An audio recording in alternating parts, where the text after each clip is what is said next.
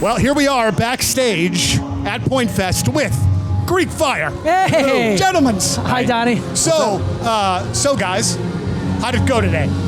Well, you know, it went excellently. Yeah, man. You know why? Because so we had, just to fill anybody in, we had a bunch of technical difficulties, and it really wasn't anyone's fault, but a whole bunch of stuff was going wrong. But I tell you what, man, the St. Louis crews worked so hard. Everybody is friendly here. Thank goodness for Midwestern hospitality. You know what I'm saying? Yeah. Everybody did such a great job fixing it. We got it on.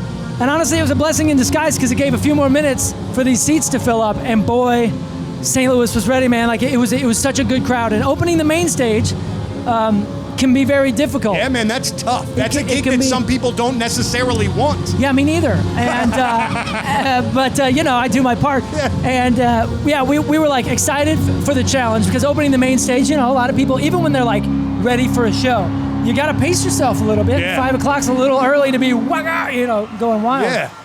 But dude, I thought they brought it, honestly. And it was a blessing in disguise that it was a little trouble. We started a little late, cut one song, that was it, and had an excellent time. I don't know about you guys. Yeah, it felt great to me once we got going. But as you guys, and correct me if I'm wrong, but being in bands and going through the, you know, the come up, as it were, you have to kind of learn how to deal with freaking crazy crap going on probably fairly often, right? Keep your head on the swivel. So, which would be a tough thing to do because I'd get pissy and want to walk out the door. Just for me personally, that's how it would go down.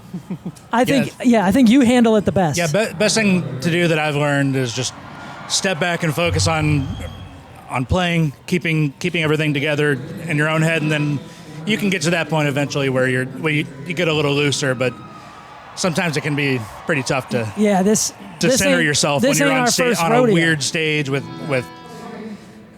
no sound and whatever happens. Yeah, I don't know. This ain't our first barbecue. This ain't our first rodeo, and we've had many of mishaps happen and that kind of stuff. And honestly, for a band like ours, for the most part, that kind of becomes some of the fun of it. It kind of takes out some of the monotony, especially if you're on tour. It gets a little Groundhog Day if the crowds are sort of similar. Obviously, hometown here, we want to do our absolute best and give it our all and go home with broken bones and you know what I mean? Yeah. But yeah, you got to learn to roll with the punches. If you don't, if a band doesn't roll with the punches, you know that they probably don't deserve to be where they are because they got there a little too fast. Sure, you know what absolutely I'm saying? so. Musically, what's going on with you guys? What's down the pipeline is what I would like to know. New 2SG's coming up. Say it again. We got some new 2SG coming. I have heard that rumor.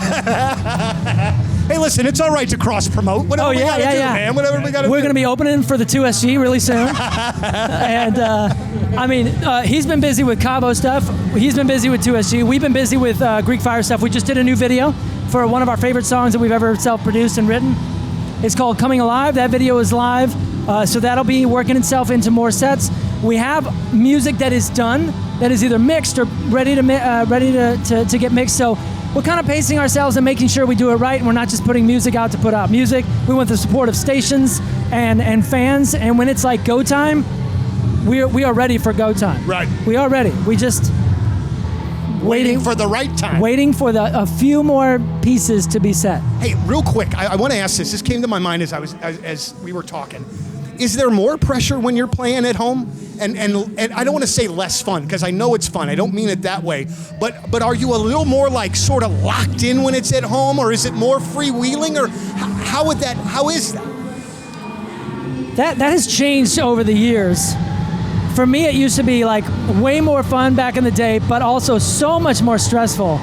Mostly because you got 150 family members that you don't talk to that are like, yo, you're getting me front row, right? And I'm going to meet Donny Fandango, right? And I'm going to hang out with everybody. Right. So you got to deal with that a little bit. But all kidding aside, there is more pressure, I think. I think so. I agree, too. Yeah, because when you look out in the crowd and you see so many faces you know, you see your family, it's like it just kicks a different gear in. Yeah. You know what I mean? It's absolutely. The monotony thing. Yeah. You know, it takes a little bit of that out. It's a little more special. 100%. He's our chill. He's our temperature gauge. So is it cool for you? I like playing in front of the hometown crowd.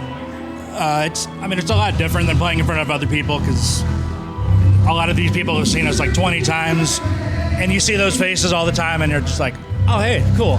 Yeah. And you, like for me, I can just kind of look down and I'm like, oh, I feel a little more safe here. Gets a Yeah. little comfort. Especially in for you. shows like that. especially shows like tonight when things kind of start to go wrong. You kind of get like a little comfort. Yeah, there's some great a little faces. bit. It's like, oh, Point hey. them out. This is one of those days having this job where I get to be on the peripheral of all of the bad stuff happening, but don't have to actually touch it.